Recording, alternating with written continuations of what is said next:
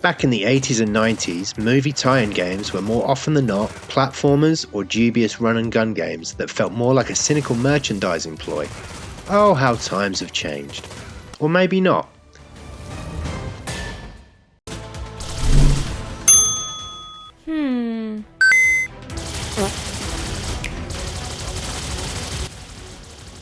Terminator 2D No Fate has been lovingly created by indie developer extraordinaire Bitmap Bureau to be the game that the greatest sci-fi action movie of all time deserves.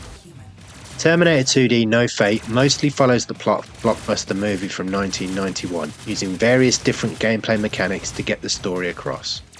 There are Battletoads style driving sections,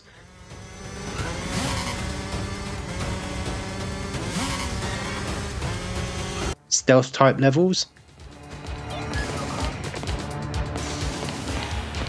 naked barroom brawling, and straight up running and gunning.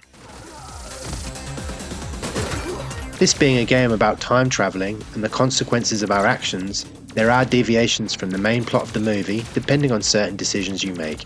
The story has been fleshed out too, with things that happened before the movie and also levels set in the nuclear apocalypse of the future. As you can see, the game is an absolute beauty. It looks like a dream project from the 16-bit era, albeit on the world's biggest cartridge. Backgrounds are vivid and varied, and everything from the lab text from Xenocrisis to the new enemy types created especially for the game look great and nicely animated. Some of the player animations look a little stunted. This is fitting with the 90s aesthetic, so it is somewhat authentic. You will recognise a lot of locales from the movie, and if you are a fan of the movie like I am, it will make you smile and appreciate it even more than a casual. There are some nice static screens to supplement the narrative. For something that is a love letter to the movie, there are lots of essential or favourite scenes that are left in the past. Profile shots of the characters are particularly great, even if it looks like they couldn't get the likeness rights for the big guy. The audio is just fantastic. That iconic Terminator score gets used to perfection. Even the pause screen is atmospheric.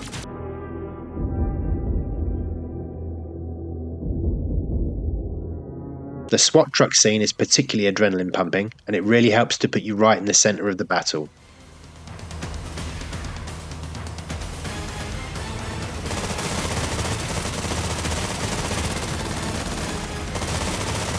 Bitmap Bureau have absolutely knocked it out of the park as per usual with the sound effects as well. You'll be getting through a few thousand rounds per playthrough, and the roar of the weaponry never gets old. You get the odd voiceover too, informing you of your soon-to-be termination, as well as some other moans and groans. In trying to replicate a moment in time, the gameplay is somewhat dated.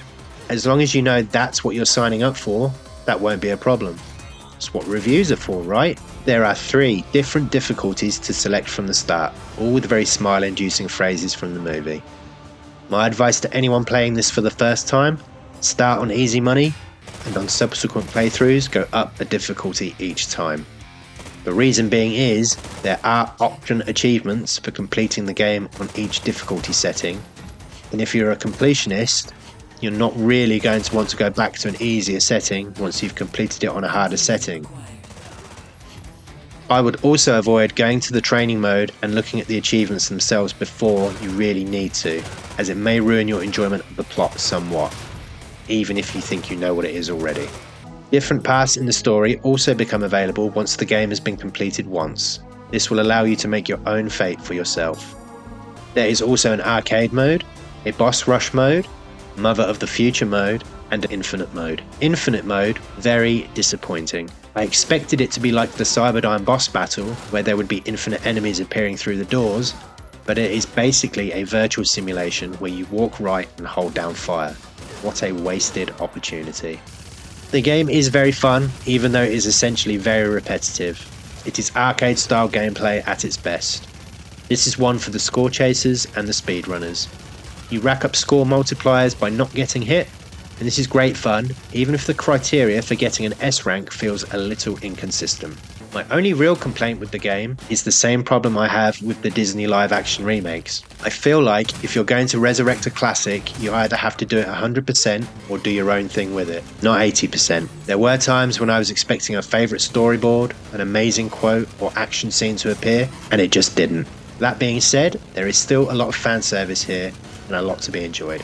The controls for movement and shooting are fast and responsive, even if there are issues with aiming down the sights in busy firefights. Trying to climb up to platforms and dropping down also doesn't feel as responsive as I would have liked. Throwing pipe bombs also feels a little janky sometimes. This could be a deliberate design choice to fit in with the 16-bit era, of course. Positioning of the buttons is good, and no need to remap in the options. In terms of longevity, it depends how much you want to replay the same thing, even with slight variations, essentially. I imagine on the hardest difficulty setting, it is very tough indeed, and will be a real challenge to get the best score possible. I personally will be very curious to see how speedrunners approach the game. Even though it has a short playthrough, this is sometimes a good thing if you just want to have a quick blast on something. Having the training mode available is great if you just want to play your favourite level. I picked up the physical version on Switch 1 from the GameCollection.net for $41.85 with free delivery on release day. This is a Day 1 collector's edition, which comes with a reversible cover sleeve, cloth poster, an arcade token, a full colour manual and a collector's box. There are also other more expensive collector's editions with various other items available. There is no standard Switch physical edition available, unfortunately. It's available digitally on the Nintendo eShop for $24.99 in the UK. As much as I like this game, and I am glad I have picked up a physical version, do I think it was worth the $41.85 I paid for it? No, I do not. If there was a standard physical version available for $24.99 and a digital version available for $19.99, I feel like that is more appropriately priced for a game of this type. In conclusion, it just goes to show that with the right talent, the time, and the technology to make it happen, us old heads can have nice things.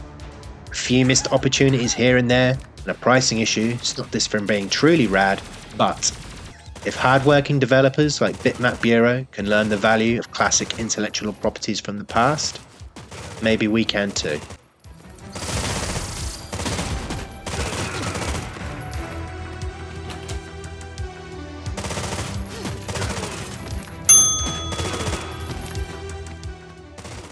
Thanks for watching. I'll see you in the future.